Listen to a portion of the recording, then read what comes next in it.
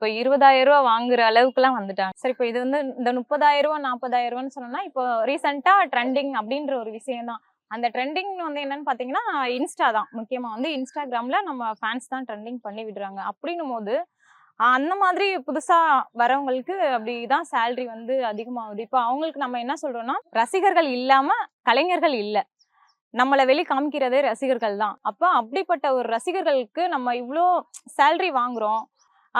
ஒரு சில பேர் வந்து என்ன நெனைக்கிறாங்கன்னா, நம்ம போய் நின்னாலே ஸ்டேஜ்ல நின்னாலே நம்மளுக்கு காசு தான். நம்ம வந்து ரிஸ்க் எடுத்து இவ்ளோ ஆடவே தேவையில்ல. அப்படின்ற மைண்ட் செட்லலாம் இருக்காங்க. அது கொஞ்சம் மாத்தணும். நான் சொல்ற விஷயம் என்னன்னா, அந்த மாதிரி ரசிகர்கள் வந்துட்டு நம்மள இவ்ளோ பெரிய ஒரு ஆளாக்கி விட்டுருக்காங்கல்ல. அப்ப அந்த ரசிகர்களுக்கு நம்ம என்ன பண்ணணும்? நல்ல ஒரு டான்ஸ குடுத்தா போதும் அவ்வளோதான். இவங்க வந்து ஒரு தாழ்வானவங்கங்கிற பார்வையோ, இல்ல இவங்க இப்படித்தாங்கிற ஒரு ஜட்ஜ்மென்ட் ஸ்டேட்மெண்ட் இதெல்லாம் ஆமா. நீங்க கடந்து வந்திருப்பீங்கல்ல? ரொம்ப. அது என்னன்னா, அவங்க கூட நம்பள அவங்கள மாரி இது ஒரு வேலை மாரி, தொழில் மாரி பார்த்தா, அவங்க கணக்கு நம்ம தப்பா தெரிய மாட்டோம். இவ ஒரு ஆட்டக்காரி, ஆடதான் வந்திருக்கா. ஒரு ஒரு மைண்ட் தாட் ஒரு ஒரு மாரி இருக்கும். ஏன்னா எல்லாரும் ஒரே மாரி இருக்க மாட்டாங்க. எல்லாரும் ஒரு ஒரு மாரி யோசிக்க மாட்டாங்க. ஒரு இடத்துல ரொம்ப கஷ்டப்படுத்துவாங்க, தப்பா பேசுவாங்க. பார்வையே தப்பா இருக்கும். இவ இவ ஆட்டக்காரி. நம்மளுக்கு ஃபர்ஸ்ட் ஆஃப் ஆல் வீடே குடுக்க மாட்டாங்க டான்சர் சொன்னா. இந்த வீடு குடுக்க மாட்டாங்க. நார்மலா வாஷ்ரூம் எங்கேயும் குடுக்க மாட்டாங்க. இந்த வெளிய எங்கனா போனா, அப்பா கூட பாய்ஸ் நின்னு பார்த்துன்னு இருப்பாங்க. நீங்க போங்க சொன்னா கூட போக மாட்டாங்க. பார்த்துன்னே இருப்பாங்க. அவங்க ப்ரோகிராம் வரைக்கும் நம்ம வெயிட் பண்ணிட்டு போணும். இல்ல சண்டை போடணுங்க. இல்ல நம்ம பாய்ஸ் யாராச்சும் கூட்டின்னு வந்து அங்க நிக்க வச்சுட்டு நம்ம வாஷ்ரூம் போணும். நார்மல் இந்த பேசுறாங்கல்ல, அவங்களலாம் இந்த காதுல கேட்டு இந்த காதுல விட்டுடணும். அது கேட்டுன்னு போனா நம்ம நாளைக்கு ப்ரோகிராம் போக முடியாது.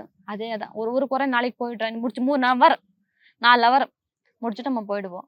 நம்மளுக்கு தாழ்மை ஒண்ணு இருந்தா எல்லாத்தையும் சாதிக்கலாம்ன்றது தான் நான் தெரிஞ்சுக்கினது இதுல. கோவத்துல எதுவுமே சாதிக்க முடியாது. இந்த கிளாமர் வேணாமே ஆடல், பாடல் குழுவுல அப்படின்லாம் கேட்கறாங்கல்ல. அப்படி இப்போ கிளாமர் வேணாம்னு சொன்னா, பரவாயில்ல நாம அத ஏத்துக்கிறோம். ஆனா ஊர்க்காரங்க ஆடியன்ஸ் அத ஏத்துக்கணுமே. அவங்க ஏத்துக்கு நம்ம கூட அது ஓகே தான். இன்னொன்னு என்னன்னா, கிளாமர் வேணான்னா அத டிசைட் பண்ணா, இந்த ஊர்ல என்ன கிடைக்குமோ அது கிடைக்கணும் நம்மளுக்கு. அப்புறமா இப்ப என்ன பேமெண்ட் கிடைக்குதோ அதுவே குடுக்கணும். ஆனா எல்லாரும் ஃபுல் காஸ்டியூம் எல்லாருக்கும் ஒரே பேமெண்ட்டும். இவங்க அதிகம் இவங்க ஃபேமஸ் ஆயிட்டாங்கன்னு சொல்லி இவங்க அதிக பேமெண்ட்டும், இவங்க ஃபேமஸ் வந்து கம்மி பேமெண்ட் அந்த மாரி குடுக்கக்கூடாது.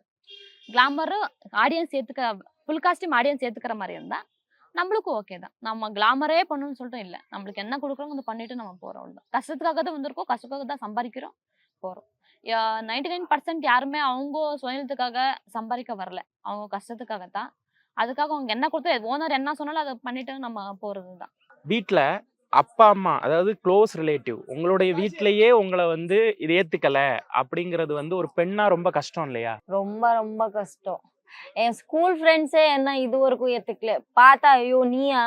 இங்க எங்கள கூட இருந்து நான் என்னமோ ஆயிருக்கேன்னு நெனச்சேன். நான் டான்ஸரா?" அப்படி சொல்லுவாங்க.